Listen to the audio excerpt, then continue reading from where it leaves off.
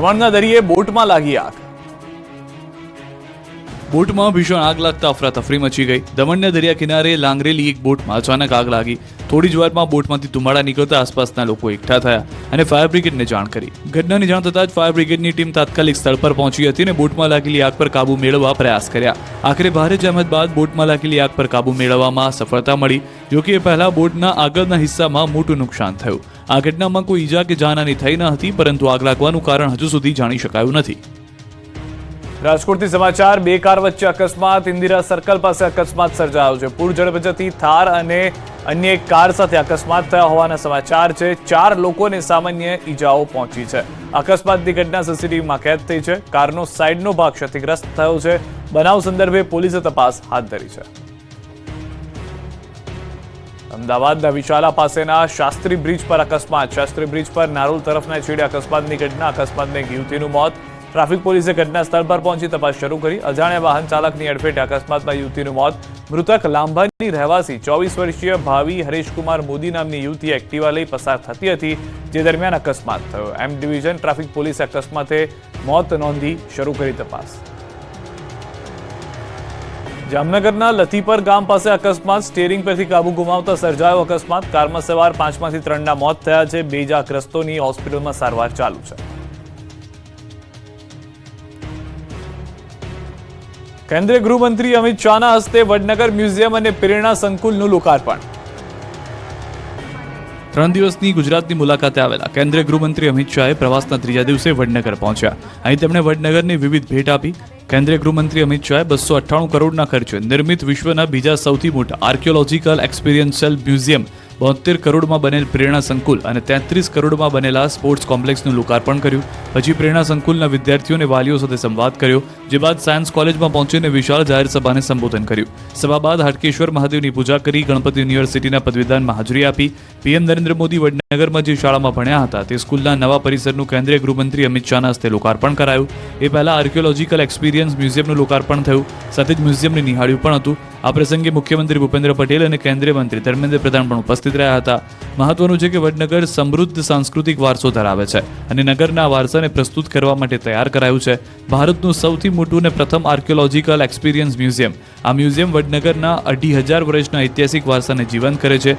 મ્યુઝિયમમાં ઈસવીસન પૂર્વે 800થી શરૂ કરીને 7 અલગ અલગ સંસ્કૃતિના તબક્કાઓ રજૂ કરવામાં આવ્યા છે. મહત્વનું છે કે અમિત શાહે જે પ્રેરણા સ્કૂલનું લોકાર્પણ કર્યું એ સ્કૂલમાં વડાપ્રધાન નરેન્દ્ર મોદી 1962થી 1967 સુધી ધોરણ 8થી 11માં ભણેલા છે. 1888માં સ્થપાયેલી વર્નાક્યુલર સ્કૂલના એ જ વર્ગખંડમાં વિદ્યાર્થીઓને શિક્ષણ આપવામાં આવે છે. ગુજરાતમાં 24,700 જગ્યાઓ પર કરાશે શિક્ષકોની ભરતી. સરકારી શિક્ષકો બનવા માંગતા હોય તેવા યુવાનો માટે ખુશીના સમાચાર આવ્યા છે. ગુજરાતમાં 24,700 જગ્યાઓ પર કરાશે શિક્ષકોની ભરતી. લાંબા સમયથી ટેટ ટાટ પાસ ઉમેદવારો ભરતીની માંગ કરી રહ્યા છે, ત્યારે મેરિટના આધારે 24,700 જેટલી ભરતી તબક્કાવાર થશે. આ અંગે શિક્ષણ મંત્રી કુબેર ડિંડોરે કહ્યું કે મેરિટના આધારે ભરતી કરાવવામાં આવશે. પ્રાથમિક શાળામાં પણ ભરતી પ્રક્રિયા ચાલુ છે. પોર્ટલ પર સિસ્ટમ સાથે ભરતી થઈ શકે છે. વિલંબ થઈ રહ્યો છે, પણ પારદર્શક પ્રક્રિયાથી ભરતી કરાઈ રહી છે. 1 મહિનામાં ધોરણ 1થી 12માં શિક્ષકોની ભરતી પૂર્ણ કરી દેવાશે. નવા સત્રથી અભ્યાસક્રમમાં ભાગવદ ગીતા 2નો સમાવેશ કરાશે. આ વર્ષે અભ્યાસક્રમમાં ભાગવદ ગીતા ભાગ 2ને દાખલ કરવામાં આવશે. ગત વર્ષે ભાગવદ ગીતા ભાગ 1ને અભ્યાસક્રમમાં દાખલ કરાવવામાં આવ્યું હતું. આ નિવેદન શિક્ષણ મંત્રીએ આપ્યું છે. સુરતમાં મઢી વિભાગ કેળવણી મંડળ દ્વારા કરાયેલા આયોજનમાં શિક્ષણ મંત્રી કુબેર ડિંડોરે કહ્યું છે કે દરેક સ્કૂલમાં ભાગવદ ગીતાનો અભ્યાસ કરાવવામાં આવે અને આપણી સંસ્કૃતિ જે છે તેને આવનારી પેઢી જાળવી રાખે. તો વધુમાં તેમણે કહ્યું કે ગુજરાતમાં 32,000 જેટલી શાળાઓ આવેલી છે, જેમાં 28,000 શાળાઓનું રિનોવેશન કરવામાં આવ્યું.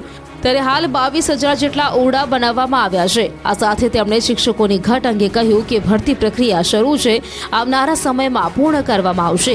વલસાડમાં એક સ્કૂલ બનાવવામાં આવી છે, જેના કારણે સેલ્ફ ફાઇનાન્સ સ્કૂલ પણ બંધ થઈ ગઈ હોવાનો ડિંડોરે દાવો કર્યો છે. 4 લાખ જેટલા વિદ્યાર્થીઓ હવે સરકારી શાળામાં આવ્યા છે. વડોદરા નગર પ્રાથમિક શિક્ષણ સમિતિના 4થા વર્ગના કર્મચારીઓ હડતાલ પર ઉતર્યા.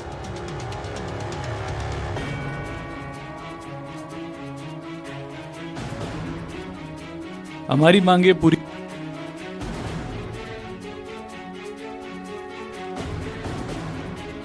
અમારી એએમસી ઇજનેર વિભાગના કર્મીઓનો અમારી હોબાળો. માંગે પૂરી એએમસીના કરો ઇજનેર કરવા. વિભાગના કર્મચારી જશે માસ સીએલ પર. પડતર પ્રશ્નોની માંગ સાથે જશે માસ સીએલ પર. એન્જિનિયર એસોસિએશન દ્વારા લેવાયો નિર્ણય. 21 જાન્યુઆરીના રોજ ઇજનેર વિભાગ કર્મચારીઓ માસ સીએલ પર ઉતરશે.